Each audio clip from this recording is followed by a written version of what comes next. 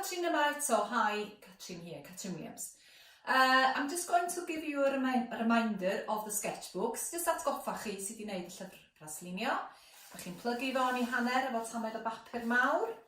And then you fold it again. A wedyn plygu unwaith eto. So, 3 times. Okay? Wedyn, da ni'n agor o allan unwaith, dwy waith. A wedyn y darn sydd wedi plygu, the folded part, you need to cut it with the scissors. Wedyn, da chi'n plygu yn ôl, turn it round, plygu yn ôl eto, and then flick, dwy law, and then you need to open it, agor o allan. Okay? So fe, y sketchbook. Reita! A dwi am ddefnyddio'r llyfr sketchbook yma. Thema heddiw is landscape, Tirlun. Theme is Tirlun landscape. A be dwi'n mynd i ddefnyddio hefyd is charcoal. Okay? Mae gen i math o charcoal yn fama. Maen nhw'n eitha trwchus. These are quite thick charcoal. A be dwi'n mynd i ddeud, dwi'n mynd i ddechrau just wrth wneud ramlinelliad. Y mynydd. A wedyn dwi'n creu un siap arall. A wedyn dwi'n creu siap arall. Wrth wylio, yr artist Christine Mills wrthi hefo charcoal, mae hi'n defnyddio'r dwy law. So she uses 2 just to get the texture, very, very different texture. So you kind of get the movement of the landscape. Okay? Felly, da chi'n gallu creu defnyddio'r dwy law.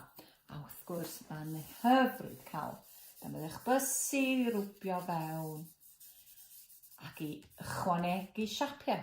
Dwi'n gallwch fynd yn ôl a defnyddio'r llinell galed y charcoal fel bod chi'n clywed y sŵn hyfryd yma sy'n cael ei greu. So you're hearing the sound of charcoal on the paper. Talking about paper, mae'n eitha neis defnyddio papur trwchus. Quite thick paper is always good for charcoal. Papur brown paper is good for charcoal. Papur gwyn yn gret. Hefyd, papur papur wal, lining paper for wallpaper is very good. Hefyd, beth sgynna fi fama ydy gwrthrychau chydig bach yn wahanol. Black chalk. So you can really see the darkness of the landscape. And one project I had to do, a Peter Prendergast wedi gofyn I ni, to look out of the window before it was light in the morning, and when it's starting to get lighter, you could start putting the light. You could do that by using lighter chalk. Gael yr siapiau yn dod allan a twllwch yn diflannu. Another way is quite interesting thing to do is cover the paper or the charcoal like that. I'll do one side. Okay. Wedyn, cael rwbiwr. And it's a lovely way of drawing into the charcoal. Ac os ydych chi eisiau glanhau yr rwbiwr, you can clean it on another paper and then you can really start drawing. Putty rubber is always good as well, but this is just normal rubber. I can use again and again. And you can see the marks coming. So you're taking away some of the charcoal that's on the paper. A wedyn, ella, allwch chi ychwanegu mwy o marciau. A hefyd, allwch chi ychwanegu lliw arall, goleuach. Allwch chi roi llwyd, some grey colours. You actually develop it. Hefyd, cofiwch am yr awyr yma. Remember the sky is always changing all the time. A wedyn dod yn ôl hefo rwbiwr eto. Ychwanegu marciau hefo rwbiwr.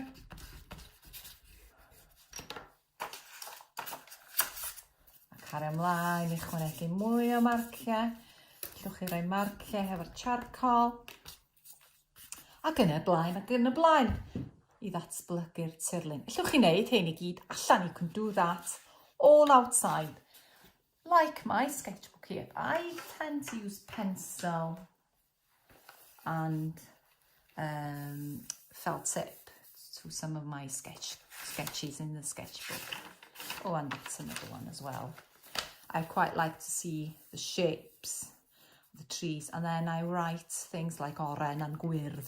Right, pryd ydych chi eisiau cael y lliwiau gwyrdd tywyll i helpu chi. Dwi'n ffindio bod charcoal, dwi'n licio gwneud gormod o lanas. I tend to be a really messy artist, so if I was taking charcoal outside with me, I would be covered with it. Un arall dwi wedi gwneud ydy defnyddio ink. Felly, yr un broses eto, ydych chi'n defnyddio pot ink, a wedyn ydych chi'n darlunio i fewn, gan ychwanegu, a roed y dŵr i fewn iddo fo. Hefyd, sy'n byd yn stopio chi wedyn ychwanegu charcoal i fewn iddo fo, roed mwy o texture.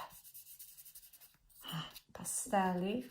Dwi'n gwneud hynny'n aml iawn i twnio yr ink caled. I quite like to tone the, I don't know, sometimes with ink it's quite strong and bold and a bit flat. Felly mae'n hyfryd cael y siarc, jyst roed rhywbeth o symudiad iddo fo. Felly allwch chi fwynhau chi'n amoriau yn defnyddio yr ink di a'r siarcol a'r sialc llwyd y gwyn i greu lot o bethau dramatic iawn. So, you know, your sketchbook could be full of very dramatic drawings. And to sustain the drawing, you can use hairspray i stopio fo symud, to stop it kind of rubbing away.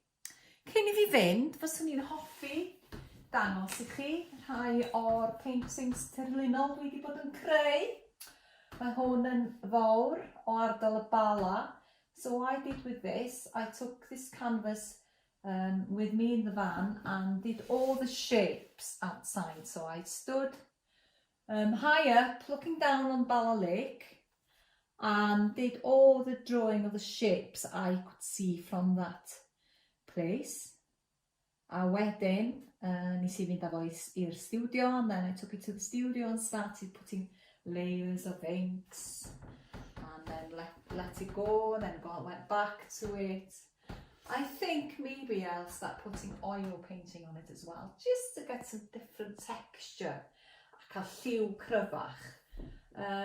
Hefyd, yn Fancw, mae gennau tirlun arall sydd ar y silff ben tân. Mae hwn yn wahanol eto, achos mae hwn wedi cael ei greu. All the shapes again was created outside on the canvas, just with felt tip or just pencil. A wedyn, I took it back to the studio a mae hwn i gyd wedi wneud o baent olew, so it's all oil painting, oil-based. At the moment, I think this is my favourite painting. But after showing and playing with charcoal this morning, maybe I will go back I chwarae and work with charcoal. Felly, hwyl efo'r creu, a hwyl am y tro!